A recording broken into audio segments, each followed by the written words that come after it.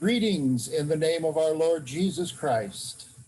We welcome you to one in a series of sessions with the 7 nominated candidates for election to the office of Bishop of the La Crosse Area Synod ELCA.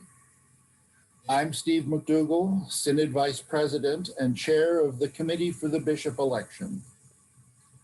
As part of the election of a bishop in the La Crosse Area Synod, candidate forums must be held.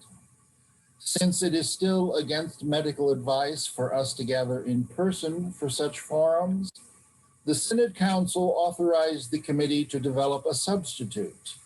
This video, one with each of the 7 nominees for bishop, is the first part of that substitute. Our thanks to Professor Eddie Kim of English Lutheran Church for bringing his technical expertise to producing these videos, and to Reverend Barbara Bruno for making all the arrangements for our video productions. Each of these sessions will consist of 2 segments: an opening statement followed by responses to 3 questions written by the committee and shared with the nominees. The same questions are being asked in all 7 video sessions. The nominated bishop candidate appearing in this session is the Reverend Rebecca Piper. Reverend Piper was ordained in 2005. Since 2015, she has served as pastor at Calvary Lutheran Church in Rapid City, South Dakota, in the South Dakota Synod. Reverend Piper holds a bachelor's degree from St. Olaf's College and a Master of Divinity degree from Luther Seminary in St. Paul. She has also served at Faith Lutheran in New Effington, South Dakota, First Lutheran in Clare City, South Dakota, and Our Savior's Lutheran in Veblen, South Dakota. Within the South Dakota Synod, she currently serves on their Evangelical Outreach Committee and a task force on congregational renewal. She has also served on their companion synod committees and is a member of the Bear Butte Conference. Reverend Piper also serves as a member of the governing board of the Lutheran Social Services in South Dakota and is chaplain to the Pennington County Sheriff's Department. She organized the Hermosa Community Food Bank and coached middle school volleyball. Reverend Piper, welcome and thank you for answering God's call to be a nominee for Bishop of our Synod. Well, thank you for allowing this time to be able to participate in this process as we discern together. Like I've been introduced, I go by Pastor Becky Piper because in my world, there's 2 Pastor Pipers. My husband is also a clergy and we currently serve together. So I usually go by Pastor Becky. We're serving as co-senior pastors at Calvary Lutheran Church in Rapid City, which was a new form of pastoral leadership for them as well. So again, I appreciate being here for this Zoom interview today. Now, in my life, I wear a lot of different name tags. It depends on what role I am serving. So I have a name tag for being on LSS governing board, and I put that on when I serve for LSS. I clip on another name tag when I do work for the Sheriff's Department as a chaplain. When I do hospital visitation, I have another name tag that I have to use to identify who I am.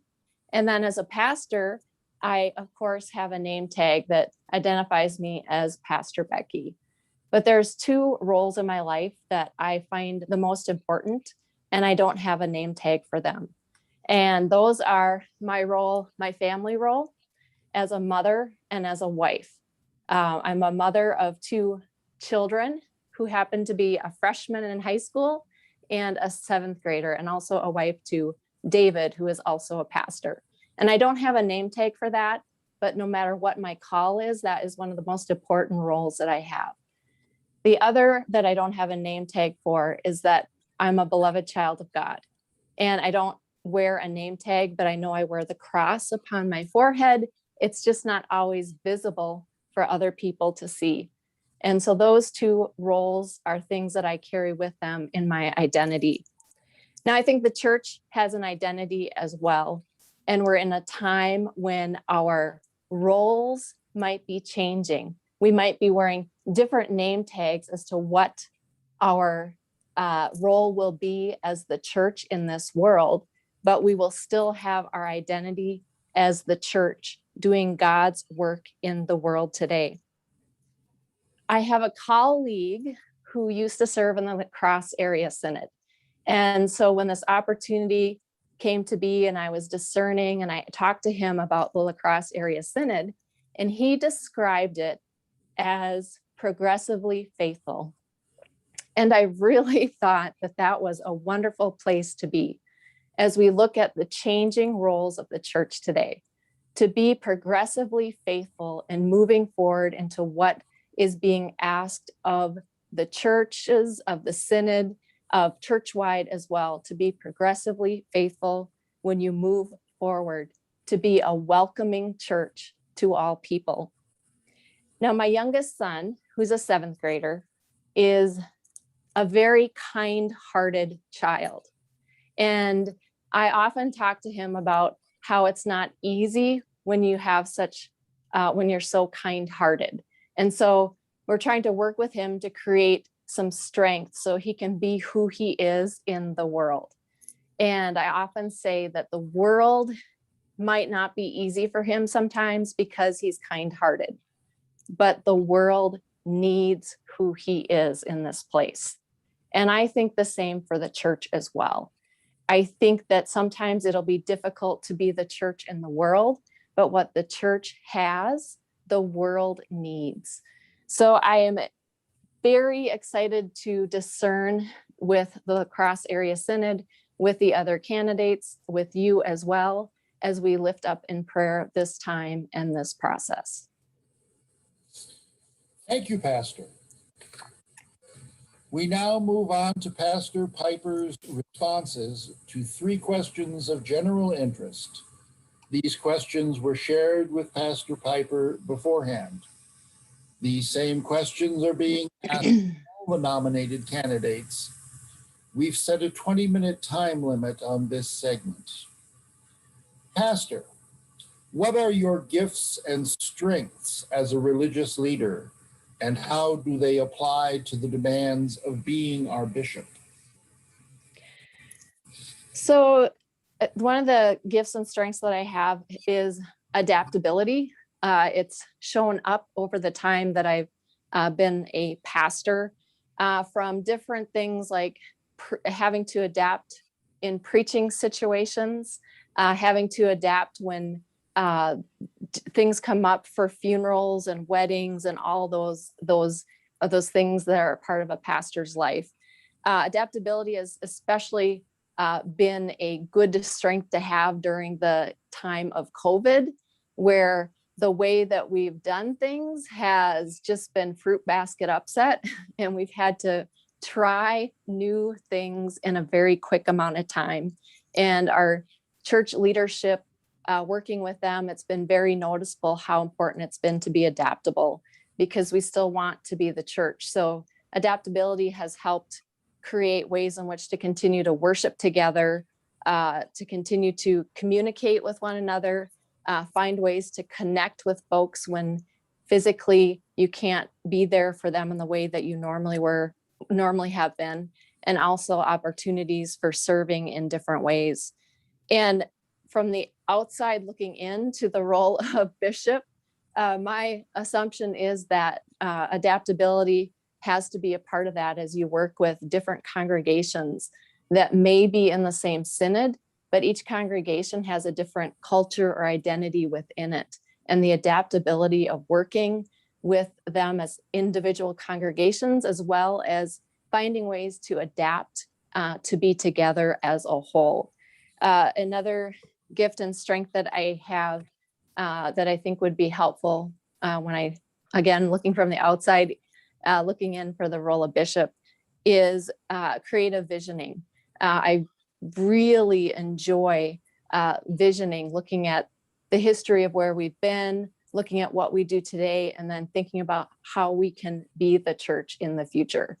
And we've had that opportunity at Calvary Lutheran to go through a process of visioning for the future, where it's a slower process, allowing everyone to have a voice and everyone to have an opportunity to speak as you think about the future, and doing that in collaboration together, and then creating a way to be the church together.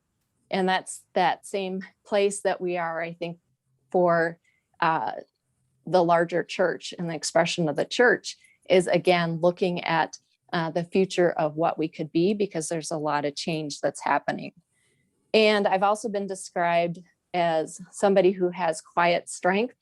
I am not the most outspoken, gregarious person. I like to listen and hear what people have to say. To me, it helps me understand and learn where people are at, but then it also has helped me to be in situations where I can handle conflict, whether that be dealing with a difficult situation or dealing with difficult people. Amazingly, the church has difficult people that pop up here and there in situations. And being somebody who's been described as somebody with quiet strength, I'm able to go into those situations to listen and to learn, and then to be able to do what needs to be done. Of course, dealing with conflict, it doesn't always work the way you want it to. So then again, it's adapting to that and to be able to move forward. And my understanding of that would be helpful as well for that role of bishop. How do you understand the role of bishop as a servant and the one who wears the big cross? I have to admit that question made me smile a little bit, because that's a lot of times the description of the bishop. Oh, they're the one who wears the big cross. But I see that servant and the one who wears the big cross as being completely connected. Not only does that cross represent the role that the bishop may take, being the pastor of the synod, but it's also that reminder of the why of the cross, the focus of why we do what we do, and why the bishop is in that role, is what that cross represents, and who the gift that God gave us through Jesus Christ. But I see the role of bishop with servant and the one who represents the synod being about balance, about boundaries, and about expectations. Because there's expectations that are written down for the role of bishop, and we have those and we can look at those, but there's also many times unwritten expectations. Those expectations that maybe each congregation has for what the bishop should be. And so sometimes it's discovering what those unwritten expectations are. Are they realistic? Are they unrealistic? And helping them match up with serving in the role of bishop. I think the importance of balance and boundaries as well. When you're dealing with relationships with a lot of different people, you serve alongside and with them. But then there's also situations where, because of the role that you're in, that you have to be reminded that you are a representative of the synod, and to be able to balance that out.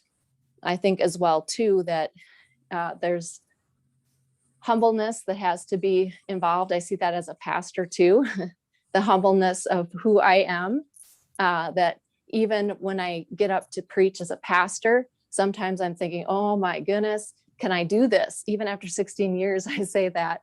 And so I write down, it's about Christ, it's not about you.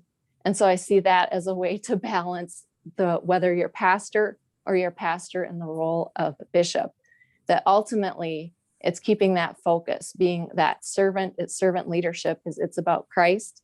It's not about you. And you're asked to do certain things in that role as bishop. And so then the same way I feel as a pastor, I do these things and I'm called to do them because that's what I'm asked to do, because it's about Christ.